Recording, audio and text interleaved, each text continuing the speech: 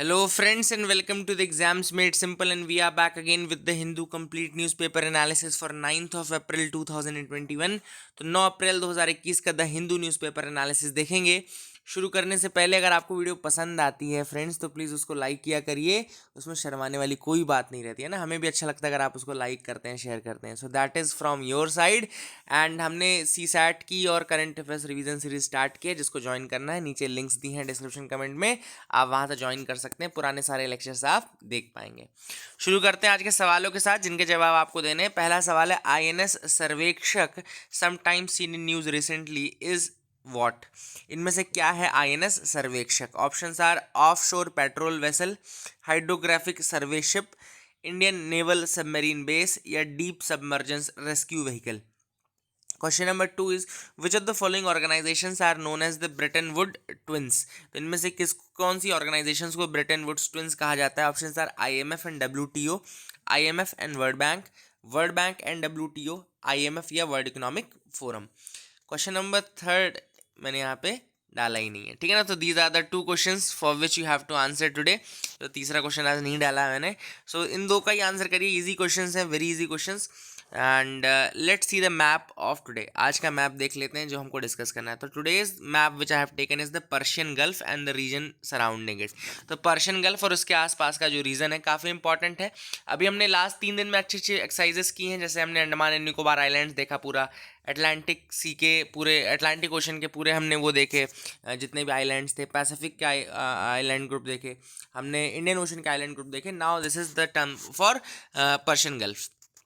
तो देखो, सबसे पहले आपको पर्शियन गल्फ यहाँ पे दिख रही होगी, and this is the region of Persian Gulf. बीच में आपको दिख रहा है ना, ये पर्शियन गल्फ है ना। और अब इसको सराउंड करती है कुछ कंट्रीज इंपॉर्टेंट है। सबसे पहले यहाँ पे स्ट्रेट ऑफ हॉर्मुज देख लो। स्ट्रेट ऑफ हॉर्मुज यहाँ पे आपका है, यहाँ पे पर्शियन गल्फ है, तो है ना, इधर साइड इंडियन ओशन पड़ेगा आपका, और this is the Persian Gulf region. यहाँ पर अगर आगे देखें अपन कौन कौन सी कंट्रीज टच करती हैं, तो सबसे पहले यहाँ पे ईरान आपको बड़े में दिख रही होगी। Iran, this is one country Iran which touches this Persian gulf. ये आपको याद रखना है। ये ईस्टर्न साइड पे आपको टच करती है यहाँ पे, है ना, ईस्टर्न साइड पे पर्शियन गल्फ को टच करती है, ठीक है। फिर थोड़ा अगर हम नीचे इधर साइड देखें, मतलब कि जो वेस्टर्न साइड है वहाँ से देखें, तो यहाँ पे एक ओमान एक कंट्री जो टच कर रही है, Oman is another country. Then UAE एक कंट्री आपको दिख रही होगी, यूएई जो टच कर रही है ना, UAE is again touching it. Then इसके अलावा यहाँ पे आपको कतर दिख रहा है, ये this is another important country Qatar, जिसकी कैपिटल दोहा है, यहाँ पे आपको दिख रहा होगा। यूएई की कैपिटल यहाँ पे अबू धाबी लिखा दिख रहा है ना। और यहाँ पे आपको बहरेन दिख रही है, again country Bahrain is touching it. तो यहाँ पे हमने क्या क्या देखा? ओमान देखा, यूनाइटेड अरब अमीरात्स देखा, यहाँ यूएई जिसे बोलते हैं, कतर देखा, और ऊपर बहरेन देखा। देन एक बहुत बड़ी कंट्री इंपॉर्टेंट सऊदी अरेबिया, जिसकी कैपिटल रियाद है। Saudi Arabia also touches this Persian gulf. तो सऊदी अरेबिया है, सऊदी अरेबिया के नीचे 2 कंट्रीज। सऊदी अरेबिया जब आप देखोगे ना तो इस तरीके से रहेगा, सऊदी अरेबिया, उसके नीचे 2 कंट्रीज और हैं। यहाँ पे है यमन, यमन इसको टच नहीं करता लेकिन पर्शियन गल्फ को, इसलिए यमन को हमने इंक्लूड नहीं किया। लेकिन अगर आपसे सऊदी के बॉर्डर पूछो तो इधर साइड यमन रहता है और इधर साइड आपका ओमान रहता है। ओमान जरूर इधर से टच करेगा लेकिन यमन उसको टच नहीं करेगा, जैसा कि मैंने आपको बताया, ठीक है ना। फिर ऊपर आप आओगे तो कुवैत आपको दिखेगा। देन अगेन सऊदी के साथ ही अटैच्ड पार्ट है, वेस्टर्न पार्ट में ही, नॉर्थ वेस्टर्न पोर्शन में कुवैत आपको यहाँ पे दिख रहा होगा। एंड लास्ट जो फाइनल कंट्री ऊपर टच करती है वो है Iraq, this is another country. तो हमने क्या क्या देखा? इराक देखा और ईरान देखा। एक्चुअली पर्शियन गल्फ नेशंस में ओमान आ जाता है, इंक्लूड हो जाता है, ठीक है ना। तो इराक, ईरान, नीचे साइड इधर Oman, UAE, Qatar, Bahrain, Kuwait, Saudi Arabia, Iraq, these are the countries, very famous, इनको आप याद रखिएगा, है ना। और अब थोड़ा सा मैं आपको और यहाँ पे अगर डिटेल दूं, जैसे कि तो यहाँ पे आपको जैसे बहरेन की कैपिटल मनामा दिख रही है, कतर की दोहा दिख रही है, पर्शियन गल्फ यहाँ पे है, अबू धाबी यूएई की कैपिटल है ना। और स्ट्रेट ऑफ हॉर्मुज मैंने आपको दिखा दिया, इसी वाले रीजन में लाई करते हैं। Straight of Hormuz is situated here only, तो ये याद रखिएगा, ठीक है ना। और स्ट्रेट ऑफ हॉर्मुज जो है वो किसको कनेक्ट करती है? 2 चीज़ों को कनेक्ट करती हैं। एक तो आपकी पर्शियन गल्फ है और दूसरी आपकी गल्फ ऑफ ओमान है। To be precise Gulf of Oman को टच करती है, ठीक है ना। गल्फ ऑफ ओमान के बाद आपको अरेबियन सी और ये सब चीज़ें मिल जाएंगी। जब आप पूरा मैप देखेंगे, आप देखेंगे आपको दिख जाएगा। तो पर्शियन गल्फ ऑफ ओमान के बीच में है आपका स्ट्रेट ऑफ हॉर्मुज, ठीक है ना। एक और इंपॉर्टेंट चीज़ आपको बता दूं, जैसे सऊदी अरेबिया आपको इधर तो दिख रहा है, इधर साइड सऊदी अरेबिया, इधर side Persian gulf. Saudi Arabia की इधर साइड मतलब कि सऊदी अरेबिया के अगर अपन वेस्टर्न साइड्स पे देखेंगे तो क्या मिलेगा, तो आपको रेड सी मिलेगा, ठीक है ना, रेड सी मिलेगा, ठीक है। तो ये भी याद रखिएगा कि सऊदी अरेबिया जो है, अगर पूछे कि कौन से दो इंपॉर्टेंट वाटर बॉडीज के बीच में, तो इधर साइड आपके रेड सी रहता है सऊदी अरेबिया के, और इधर साइड आपका पर्शियन गल्फ है। और रेड सी को आपका यमन भी टच करता है, जैसे कि मैंने बताया ना, नीचे दो पार्ट है, एक यमन है एक ओमान है। तो ओमान तो आपका इधर टच करता है गल्फ ऑफ ओमान और इस वाले रीजन को, लेकिन यमन आपको किसको टच करता है, रेड सी वाले रीजन को। तो ये भी आप याद रखिएगा, ठीक है।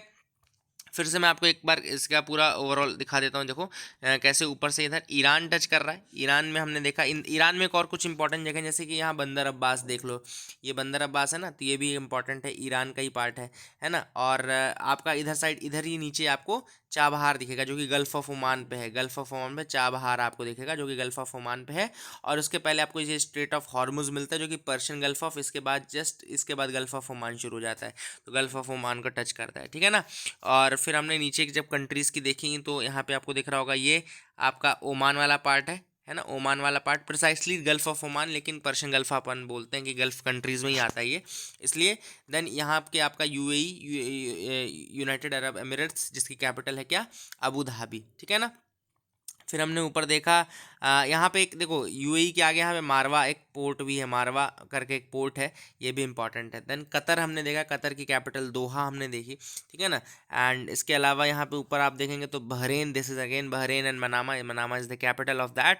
फिर यहाँ पे आप ऊपर आएंगे तो आपको कुवैत एक और मिलेगा, कुवैत मिलेगा। एंड देन दो बड़ी कंट्रीज यहाँ पे आपकी सऊदी अरेबिया और यहाँ आपका इराक। तो these are the important parts जो कि आपका गल्फ कंट्रीज में आप बोल सकते हैं कि ये गल्फ कंट्रीज के पार्ट है या पर्शियन गल्फ को सराउंड करते हैं। These are the important countries. Strait of Hormuz connect the Persian Gulf and the Gulf of Oman. Chabahar port is on the Gulf of Oman. ये कुछ इंपॉर्टेंट फैक्ट्स हैं। Yemen touches the Red Sea, Red Sea और gulf, Persian gulf के बीच में Saudi Arabia लाई करता है। तो these are the important parts from this map. I hope you got clarity. आगे मूव करते हैं, देखते हैं और क्या इंपॉर्टेंट न्यूज आइटम्स है जिनके बारे में डिस्कस करना है। Double mutant strain named now. अब क्या हुआ है कि जैसे कोरोना वायरस आप सबको पता है इसका म्यूटेशन हो चुका है। Now there is a double mutant virus है, अब इसको डबल म्यूटेंट वायरस बोलते हैं, ठीक है ना। तो कोरोना वायरस का जो डबल म्यूटेंट वायरस उसका नया नाम आ गया है and the scientist are terming it as B.1.617। याद रखिएगा B.1.617। This is the name given to the double mutant virus. Corona virus का जो नया डबल म्यूटेंट आया उसका नाम क्या है, B.1.617, है ना। यूपीएससी पूछ सकता है B.1.617 was in news recently, what is it, satellite which is going to the Mars. इस तरीके से कुछ भी ऑप्शन दे देंगे वो, तो वहाँ पे आपको याद रखना है कि this is the name given to the double mutant strain of the corona virus, ठीक है ना, ये आप याद रखिएगा। और test track and treat strategy follow करने के लिए बोला जा रहा है for this. Test track and treat मतलब कि टेस्ट करो, ट्रैक करो, ट्रीट करो, और यही एक इलाज है जो कि कोरोना का कह सकते हो आप। ASI will survey the mosque orders code. अब क्या हुआ है रिसेंटली, देखो कई जो लोग हैं उन्होंने अपील की है दैट कि there was a mosque in Banaras, जैसे कि Gyan Vapi mosque. There is a mosque called Gyan Vapi mosque which is adjacent to the Kashi Vishwanath temple, adjacent to the Kashi Vishwanath temple. तो ज्ञान वापी मॉस्क, याद रखेगा, Gyan Vapi mosque which is adjacent to the Kashi Vishwanath temple. तो यहाँ पर basically ये पता लगाना है कि whether it was a superimposition, alteration और एडिशन, और if there is a structural overlapping of any kind, मतलब कि क्या ये टेम्पल का पार्ट है या यहाँ पे पहले टेम्पल था, या क्या किस तरीके का स्ट्रक्चर था, इसको कहीं अल्टर तो नहीं करके बनाया गया है। तो ये सारी चीज़ें पता करने के लिए परमिशन दे दिया इलाहाबाद कोर्ट ने। So this is what has been done. So Uttar Pradesh का जो सुन्नी सेंट्रल वक्फ बोर्ड है वो उसने कहा है कि they will challenge the order of the Allahabad high court terming it unwarranted. उन्होंने कहा कि अनवारंटेड था, ऐसा करने की ज़रूरत नहीं थी, है ना। रिसेंटली बहुत ज़्यादा ये सब पुश दिया जा रहा है कि जो इस तरीके से जो इस्लामिक स्ट्रक्चर्स हैं वो मुग़ल टाइम पे बनाए गए थे by breaking the Hindu temples and structures. तो इस तरीके से कई लोगों ने एलिगेशंस किए हैं, और आपको मैंने पहले भी बताया कि there is a act already 1991 में वो एक्ट आया था, प्लेसेस ऑफ वर्शिप एक्ट, जो कि ये कहता है कि 1947 में जो स्टेटस है वही स्टेटस माना जाएगा, है ना। लेकिन अब उसको भी चैलेंज किया जा रहा है, कई लोगों ने प्लेसेस ऑफ वर्शिप एक्ट को चैलेंज भी किया है एंड उसकी एप्लीकेशन सुप्रीम कोर्ट ने ले भी ली है ना। एएसआई के बारे में आप सबको पता होना चाहिए कि एएसआई जो था वो 1861 में 1861 में बना था, 1861 में बना था। और इसके जो पहले कहना चाहिए कि जो पहले डीजी थे वो थे अलेक्जेंडर कनिंघम। तो अलेक्जेंडर कनिंघम जो थे वो फर्स्ट उसके चेयरमैन थे। 1861 1861 में एएसआई बना था, है ना। देर आर 2 एक्ट्स जिनको ये मॉनिटर करता है। अब आपके लिए क्वेश्चन ये है, देखो एक होता है आर्ट एंड एंटिक्विटीज एक्ट होता है, देर is a treasure and antiquities act, इस तरीके का एक एक्ट है ट्रेजर एंड एंटिक्विटीज एक्ट, और एक एंशिएंट मॉन्यूमेंट्स करके एक्ट है एएमएएसआर एक्ट, है ना। आपको ये दोनों एक्ट्स के नाम बताने, दोनों एक्ट्स के ईयर बताने जिनको एएसआई मॉनिटर करता है। सर्च करो, मुझे बताओ please in the comment section, do answer this question at least, है ना। आगे मूव करते हैं, देखते हैं और क्या इंपॉर्टेंट न्यूज़ आइटम्स है जिनके बारे में डिस्कस करना है। यहाँ पे look into plea on non removal of garbage in Karol Bagh, NGT main है। एनजीटी के बारे में बता दूं, एनजीटी बना था 2010 के एक्ट के through. NGT was formed through an act, NGT act of 2010। Act के थ्रू बना, इसीलिए एक ऐसी बॉडी है कि स्टैट्यूटरी बॉडी है। क्या इंडिया पहली कंट्री जिसके पास इस तरीके का एक मैकेनिज्म है towards expeditious methodology for cases regarding the environment? तो नहीं, इंडिया पहली कंट्री नहीं है। इंडिया तीसरी ऐसी कंट्री है आफ्टर ऑस्ट्रेलिया एंड न्यूजीलैंड। तो पहली कंट्री थी ऑस्ट्रेलिया, दूसरी कंट्री थी न्यूजीलैंड, उसके बाद इंडिया ऐसी कंट्री बनी जिसने कि इस तरह का मैकेनिज्म बनाया कि जल्द से जल्द जितने भी इन्वायरमेंट रिलेटेड केसेस हैं उनको सॉल्व किया जाए। एक दो और फैक्ट इंपॉर्टेंट है, जैसे कि एनजीटी 2 एक्ट्स के केसेस को नहीं देखता है, 2 नहीं 3 के कहना चाहिए। पहला है wild life protection act of 1972, wild life protection act of 1972। दूसरा आपका फॉरेस्ट एक्ट ऑफ 1927। देन आपका फॉरेस्ट ड्वेलर्स एक्ट ऑफ 2006। इनके केसेस को एनजीटी डायरेक्टली नहीं देखता है, तो ये भी आपको याद रखना। This is another thing which is important. I hope you got clarity. आगे मूव करते हैं, देखते हैं और क्या इंपॉर्टेंट न्यूज़ आइटम्स हैं। तो आप भी मेरे साथ बिल्कुल ईजिली मूव कर सकते हैं। Unused government properties for women एसएचजीज। अब उड़ीसा गवर्नमेंट ने ये फैसला लिया कि जो भी अनयूज्ड गवर्नमेंट प्रॉपर्टी है उड़ीसा में, वो एसएचजी यानी सेल्फ हेल्प ग्रुप्स को जाएगी, ठीक है ना। अब एक्चुअली क्या बताता हूँ थोड़ा मैं आपको कि उड़ीसा ऑलरेडी बहुत ज़्यादा एसएचजी के लिए कर रहा है, प्रमोशन कर रहा है। कैसे? वहाँ पे एक स्कीम चलती है मिशन शक्ति स्कीम। मिशन शक्ति स्कीम के अंतर्गत फंडिंग और ये प्रोवाइड की जाती है उड़ीसा गवर्नमेंट द्वारा, और विमेंस को फ़ायदा दिया जा रहा है। एंड लगभग 70 लाख rural women have been successfully organised into SHG. 70 लाख रूरल वुमेन जो हैं, they have already been successfully organised under the this mission Shakti programme. Self help groups form करके लगभग 70 लाख rural women in the Orissa state have been successfully organised under this programme. ये जो mission Shakti programme है 2001 में start किया गया था। There was this program started in 2001, very successful program. Even different states can follow this model I think. इसके अलावा एक और इंपॉर्टेंट चीज़ है कि अभी जैसे उड़ीसा ने एक और, आप लास्ट ईयर जैसे उड़ीसा ने अनाउंसमेंट किया था कि they will form a mission Shakti department, separate department they will be forming. Mission Shakti नाम का एक डिपार्टमेंट ही वो बना रहे हैं for looking after this self help groups only, है ना। इन सेल्फ हेल्प ग्रुप्स को देखने के लिए उन्होंने ये किया है। And now they are saying that कि अनयूज्ड गवर्नमेंट प्रॉपर्टीज जो रहेंगी वो भी सेल्फ हेल्प ग्रुप्स को दी जाएंगी। तो काफ़ी बड़ा एक कहना चाहिए अनाउंसमेंट है from the Naveen Patnaik government, ठीक है ना। आगे देखते हैं, सस्पेक्टेड अफ्रीकन स्वाइन फीवर आउटब्रोक इन मिजोरम। तो मिजोरम में अफ्रीकन स्वाइन फीवर जो है वो कहना चाहिए कि ब्रेकआउट हो चुका है। एंड अफ्रीकन स्वाइन फीवर के बारे में बात करें, it's highly contagious and fatal animal disease that infects domestic and wild pigs. ये किसको इन्फेक्ट करता है? डोमेस्टिक एंड वाइल्ड पिग्स को इन्फेक्ट करता है। And it typically resulting in an acute form of haemorrhagic fever. तो इसमें एक हीमोरेजिक फीवर होता है जो कि इसका आउटब्रेक के कारण होता है, ठीक है ना। पहली बार जब ये डिटेक्ट हुआ था तो ये अफ्रीका में 1920s में डिटेक्ट हुआ था, इसलिए इसको अफ्रीकन स्वाइन फीवर बोलते हैं, क्योंकि वहाँ पे पिग्स में डिटेक्ट हुआ था ये अफ्रीका में, तो अफ्रीकन स्वाइन फीवर हो गया, ठीक है ना, 1920s में। Then the mortality is close to 100%, मतलब जब होता है तो ये फिर जान लेकर के ही जाता है। And since that fever has no cure, the only way to stop it from spreading is by killing the animals, मतलब कि जिस एनिमल को हो उसको अपने आप ही मार दो, तभी आप इसको प्रिवेंट कर सकते हो फैलने से। And African swine fever is not a threat to human beings as of now, since it only spreads from animals to other animals. तो एनिमल से एनिमल में ही ये स्प्रेड होता है ना, याद रखिएगा। National institute of high security animal disease कहाँ पर है? एक और चीज़ फैक्ट आपको याद रखना है, national institute of high security animal disease कहाँ पर है? भोपाल में है, याद रखिएगा। National institute of high security animal disease is located in Bhopal, ठीक है। आगे मूव करते हैं, देखते हैं क्या और इंपॉर्टेंट न्यूज़ आइटम्स है जिनके बारे में हमको डिस्कस करना है। So you can move with me. पहला आर्टिकल है plough to plate hand held by Indian state. अब यहाँ पर ये जो आर्टिकल लिखा गया एक्चुअली ये फार्मर्स और उनकी क्राइसिस के बारे में लिखा गया, और लिखा गया है क्या किया जा सकता है। सबसे पहली चीज़ तो ऑथर ने बताई कि कुछ स्पेसिफिसिटीज़ होती हैं एग्रीकल्चर की। फॉर एग्जांपल एग्रीकल्चर में बहुत सारे लिमिटिंग फैक्टर्स होते हैं, जैसे कि एक तो वेदर हो गया। वेदर डिपेंडेंट है कि नहीं है एग्रीकल्चर? वेदर डिपेंडेंट है, मतलब अच्छा अगर अच्छा मानसून नहीं हुआ, अच्छा ये नहीं हुआ, तो एग्रीकल्चर में आपको प्रोडक्टिविटी ज़्यादा नहीं मिलेगी। दूसरी चीज़ सॉइल फर्टिलिटी बहुत इंपॉर्टेंट होती है। सॉइल अगर फर्टिलिटी नहीं है, बार बार आपने सेम लैंड में ही कहना चाहिए प्रोडक्शन किया हुआ है, तो सॉइल की फर्टिलिटी लूज़ हो जाएगी। और अगर सॉइल की फर्टिलिटी लूज़ हो जाएगी तो फिर क्या आपको ईल्ड ज़्यादा मिलेगी? नहीं मिलेगी ईल्ड ज़्यादा। तो ये इसका दूसरा लिमिटिंग फैक्टर हो गया। देन तीसरा लिमिटिंग फैक्टर हो गया वाटर अवेलेबिलिटी।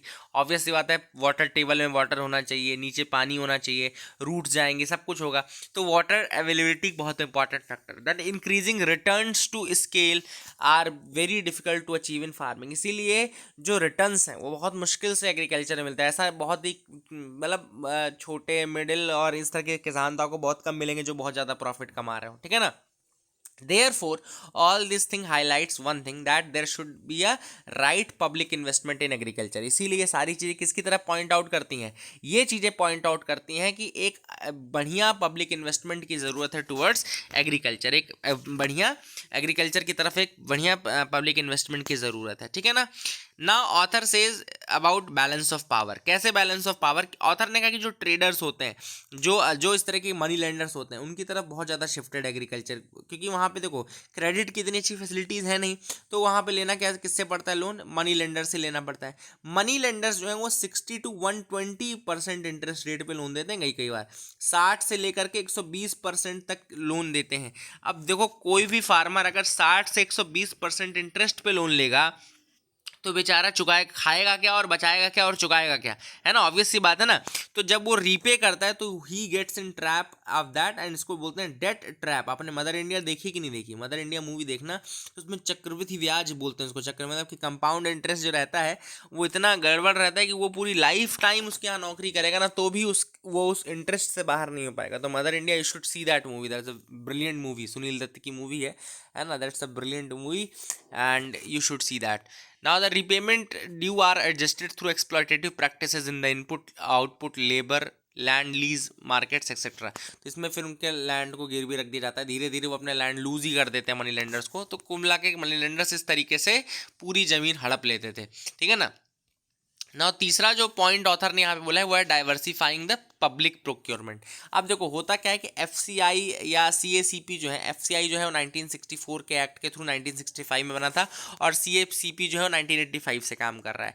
तो बेसिकली जब से ये लोग काम कर रहे हैं तो हुआ क्या है, ग्रीन रेवोल्यूशन आया, तो उन्होंने राइस और वीट सब इन सारी चीज़ों ने कहीं ना कहीं जो प्राइमेसी दी हो, किसको दी है? राइस और वीट को। अब राइस और वीट को प्राइमेसी देने के कारण हो क्या रहा है कि जो फार्मर्स हैं वो बार बार राइस और वीट ही उगाते हैं। राइस और वीट उनको लगता है कि चलो इसका प्रोक्योरमेंट ईजिली हो जाता है और इसमें हमको एमएसपी पे अच्छा खासा दाम मिल जाता है, तो वो राइस एंड वीट ही बार बार उगाएंगे। अब देखो किसी भी सॉइल में बार बार अगर आप सेम चीज़ें उगाएंगे तो what will happen is that the soil will lose the fertility. Soil अपनी फर्टिलिटी लूज कर देगा। इसके अलावा दूसरा एक और रीज़न यहाँ पे ये भी हो कि अगर हमने ग्रीन रेवोल्यूशन देखा हो, तो ग्रीन रेवोल्यूशन वैसे सुनने में तो बहुत अच्छा है कि ग्रीन रेवोल्यूशन ने प्रोडक्शन बढ़ा दिया, लेकिन ग्रीन रेवोल्यूशन के बाद से अभी तक 3 लाख फार्मर्स हैव कमिटेड सुसाइड।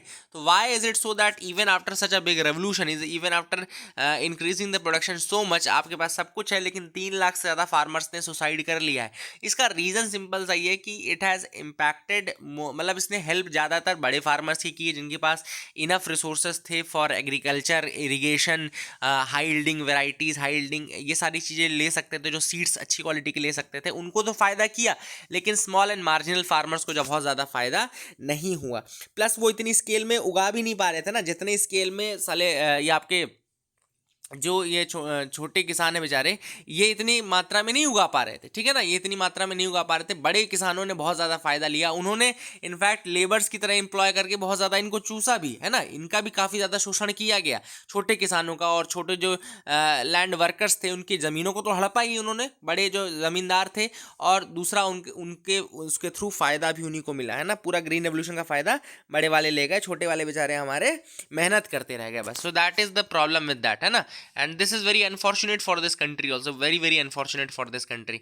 इसके अलावा अगर ऑथर की बात सुने तो ऑथर ने ये कहा कि अब डाइवर्सिफाई करने की जरूरत है। सिर्फ राइस, व्हीट और शुगर केन में अगर हम फोकस करते जाएंगे तो these are water gushing crops, है ना। अगर आप देखें तो ये बहुत ज़्यादा पानी लेते हैं, very they take huge amount of water also. और अगर ये सिर्फ आप वाटर गशिंग क्रॉप्स को लगाते रहोगे तो इससे एक तो वाटर टेबल भी डाउन होता है, पानी की कमी भी आती है लैंड में।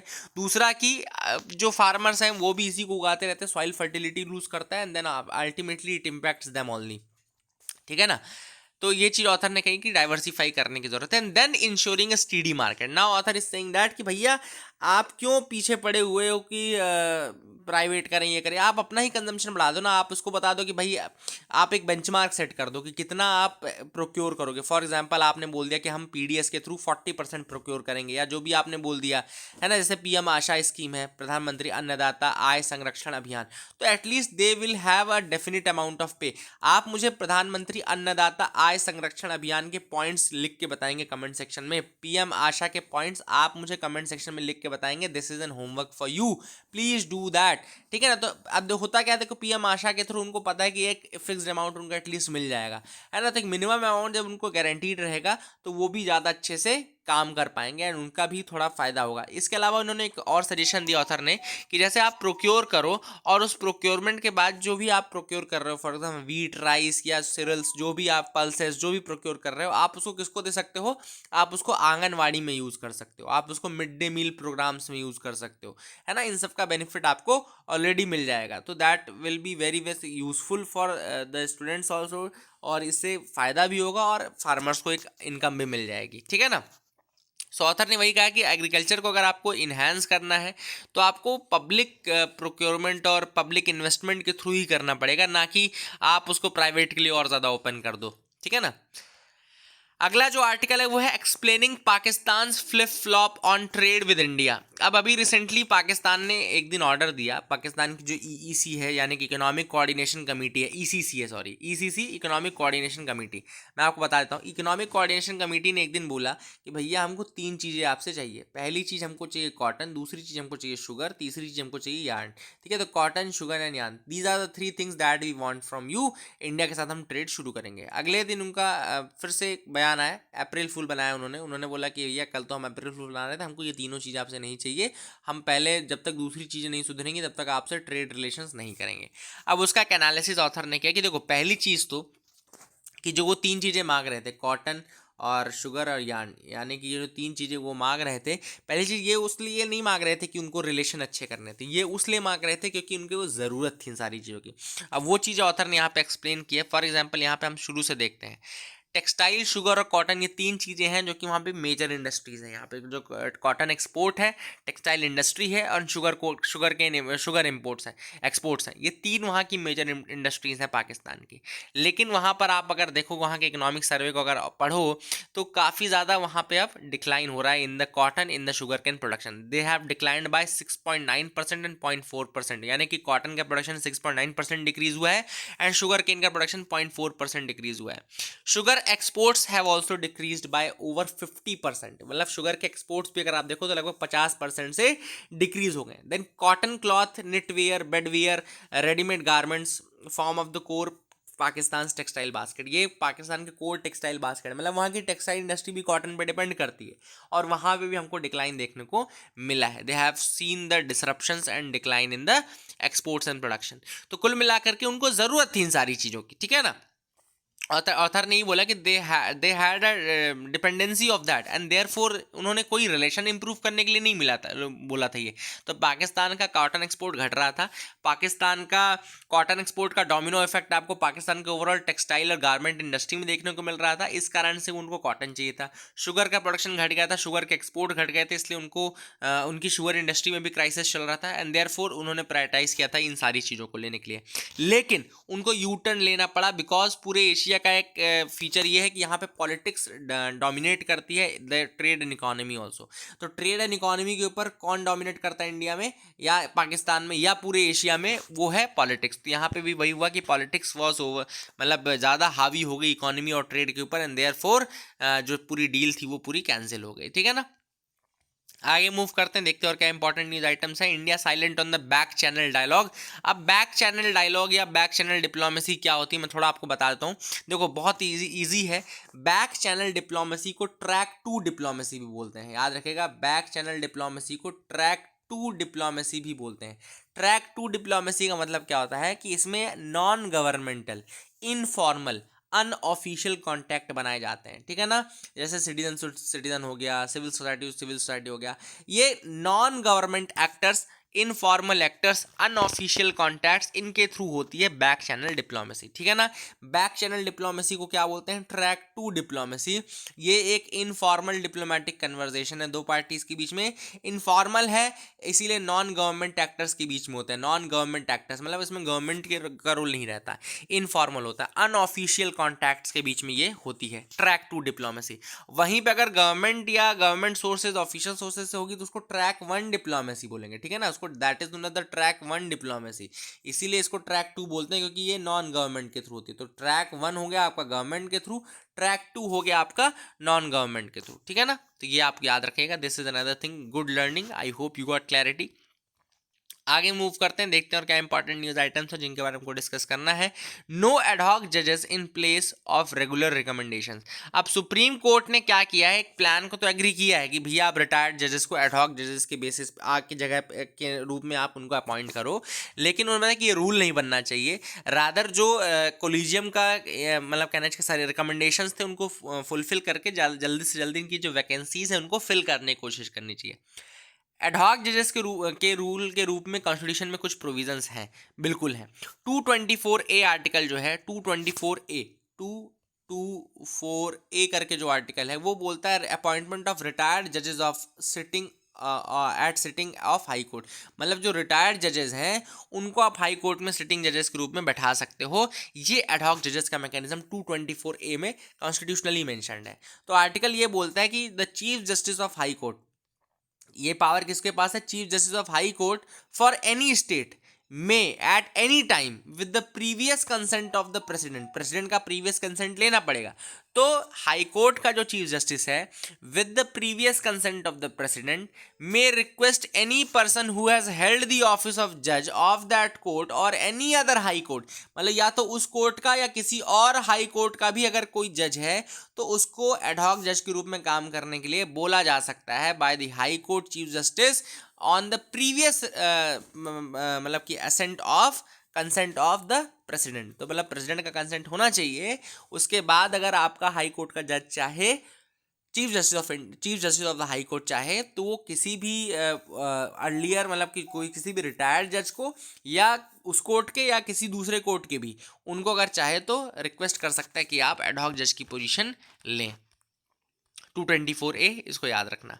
आगे मूव करते हैं, double mutant strain named B.1.617, मैंने आपको ऑलरेडी बता दिया है। अब इस आर्टिकल में दो चीज़ें आई थी, एक आई थी इंसाकॉग। इंसाकॉग आपको दिख रहा होगा, इंसाकॉग। तो इंसाकॉग जो है बेसिकली वो क्या है मैं बता देता हूँ। इंसाकॉग इज एक्चुअली कंसोर्टियम, एक कंसोर्टियम बनाया गया है। इसको बोलते हैं Indian SARS corona virus 2 genomic consortium, ठीक है ना। क्या है, Indian SARS corona virus 2 genomic consortium. अब ये लॉन्च किया गया था under coordinated by department of biotechnology along with the ministry of health and family welfares, ICMR and CSIR। तो ICMR CSIR department of biotechnology, ministry of health and family welfare, इन्होंने मिलकर के ये कंसोर्टियम बनाया। ये 10 लैब्स का consortium है, 10 labs का कंसोर्टियम। और ये क्या काम करता है, ये जो SARS-CoV-2 है उसके म्यूटेशंस को, उनमें जो जीनोमिक्स में जो चेंज आ रहा है उनको ट्रैक करने की कोशिश करता है, उनके जीनोमिक्स के चेंज को ट्रैक करने की कोशिश करता है। दूसरा जो टर्म न्यूज़ में था वो था GISAID, यानी कि आपका global initiative on sharing avian influenza data. तो global initiative on sharing avian influenza data, GISAID क्या है, it's a global science initiative and primary source establish in 2008, 2008 में एस्टैब्लिश किया गया था। और ये ओपन एक्सेस प्रोवाइड करता है to genomic data of influenza virus. Influenza virus के जीनोमिक डेटा की इंफॉर्मेशन ये एक प्लेटफॉर्म के थ्रू प्रोवाइड करता है। कॉमन प्लेटफॉर्म है, इंफॉर्मेशन शेयरिंग प्लेटफॉर्म है, याद रखिएगा। 180 AEFI deaths reported in India. AEFI क्या है? एडवर्स इवेंट फॉलोइंग इम्यूनाइजेशन, मतलब इम्यूनाइजेशन के बाद कुछ इवेंट्स हुए उनमें से जो डेथ्स होती हैं तो उनको कहा जाता है। तो लगभग 617 सीवियर एंड सीरियस केसेस हैं, और उसमें से आपको AEFI यानी कि जो एडवर्स इवेंट्स फॉलोइंग इम्यूनाइजेशन है उसके थ्रू जो डेथ्स हुई हैं लगभग 180 have been reported in India. तो इसको आप याद रखिएगा। आगे मूव करते हैं, देखते हैं क्या इंपॉर्टेंट न्यूज आइटम्स है। You can move ahead with me. तो यहाँ पे आपको दिख रहा होगा, यहाँ पे तो कुछ खास न्यूज नहीं है। RBI first purchase under the GSAP 1.0 set for अप्रैल 15। अब यहाँ पे GSAP 1.0 क्या है? GSAP एक्चुअली अभी रिसेंटली अनाउंस किया गया है आरबीआई द्वारा। इसका नाम है GSEC एक्विजिशन प्रोग्राम। देखो, आरबीआई के मैंने आपको दो चीज़ें कई बार बताई हुई है। एक तो वो पॉलिसी रेट्स के थ्रू मॉनेटरी पॉलिसी मैनेज करता है, मतलब ठीक है ना। दूसरा है उसका OMO कहलाता है, open market operation. Open market operation का सिंपल सा मतलब होता है buying and selling of government securities. तो गवर्नमेंट सिक्योरिटी को जब खरीदा जाए या गवर्नमेंट सिक्योरिटी को जब बेचा जाए तो वो ओपन मार्केट ऑपरेशन कहलाता है। अब कहाँ से खरीदता है, मतलब बाय कहाँ से करता है आरबीआई? आरबीआई बाय करता है जैसे बैंक्स के थ्रू, बैंक से बाय करेगा, है ना। सेंट्रल बैंक है आरबीआई, बैंक से बाय करेगा। अब जब बैंक से वो खरीदेगा तो बैंक को वो पैसा देगा, ऑब्वियसली बात है ना, पैसा देगा। जब बैंक्स को वो पैसा देगा तो मार्केट में पैसा ज़्यादा रहेगा। जब मार्केट में पैसा ज़्यादा रहेगा तो ग्रोथ बढ़ेगी, लेकिन इन्फ्लेशन भी बढ़ेगा। तो ये मैकेनिज्म होता है। और बैंक्स को जब वो गवर्नमेंट सिक्योरिटी बेचता है तो बैंक्स को गवर्नमेंट सिक्योरिटी देगा, सिक्योरिटी के हिसाब से पैसा ले लेगा, और जब पैसा ले लेगा तो मार्केट में पैसा कम रहेगा तो वहाँ पे इन्फ्लेशन कंट्रोल होता है। तो इस तरीके से इन्फ्लेशन कंट्रोल या ग्रोथ को बढ़ाने की कोशिश की जाती है। अब यहाँ पर बात चल रही है GSAP 1.0 यानी कि गवर्नमेंट सिक्योरिटी एक्विजिशन प्रोग्राम, यानी कि आरबीआई एक्विजिशन करेगा यानी कि खरीदेगा। अब जब गवर्नमेंट एक्विजिशन सिक्योरिटी एक्विजिशन करेगा आरबीआई, तो यानी कि मार्केट में पैसा ज़्यादा बढ़ाएगा। मार्केट में पैसा ज़्यादा बढ़ाएगा मतलब कि वो ग्रोथ को टारगेट कर रहा है, ठीक है ना। तो इसको याद रखिएगा। Payment bank balanced limit doubled. तो पेमेंट बैंक्स का जो बैलेंस लिमिट है उसको डबल कर दिया गया। पहले 1 लाख रुपए तक का ही था इंडिविजुअल कस्टमर के लिए, मतलब 1 लाख तक आप उसका इंडिविजुअल कस्टमर का होल्ड कर सकते हो मनी। अब उसको बढ़ा करके 2 लाख कर दिया गया, ठीक है ना। पेमेंट बैंक किसी दूसरे बैंक के जैसा ही होता है, लेकिन इसके जो ऑपरेशन हैं वो रिस्ट्रिक्टेड रहते हैं। मैं आपको बता दूं क्या क्या चीज़ें कर सकता है। They can accept the demand deposits, initially restricted to holding maximum of 1 lakh per customer. अब उसको कितना कर दिया गया है? 2 लाख कर दिया गया है। डिमांड डिपॉजिट्स को 1 लाख से बढ़ा करके 2 लाख कर दिया गया है। Issuance of ATM and debit cards, ATM और डेबिट कार्ड इशू कर सकते हैं, but they can not issue the credit cards. ये क्रेडिट कार्ड इशू नहीं कर सकते। पेमेंट एंड रेमिटेंस सर्विसेज कर सकते हैं ये, and distribution of non risk sharing simple financial products like mutual funds, ये सब किया जा सकता है। And they are only allowed to invest the money received from customer deposit to government securities. ये गवर्नमेंट की सिक्योरिटीज में ही इन्वेस्ट कर सकते हैं जो पैसा इनको मिलता है। They can not accept the NRI deposits, NRI deposits को एक्सेप्ट नहीं कर सकते। A payment bank account holder would be able to deposit and withdraw money through any ATM और अदर सर्विस प्रोवाइडर। जो भी पेमेंट बैंक में डालेगा पैसा वो कहीं से भी पैसा निकाल सकता है, ठीक है ना। तो these are the things which are important. Credit card issue नहीं कर सकते हैं, एडवांस पेमेंट नहीं करते हैं इसीलिए, क्योंकि ये, ठीक है ना। तो these are the things which are important. आगे मूव करते हैं। सो आज से IPL शुरू हो रहा है, सो ज़्यादा टाइम वेस्ट मत करना, just focus on the examination, है ना। उसके बाद देख लेना। So that is it for the day. Thank you and have a nice day.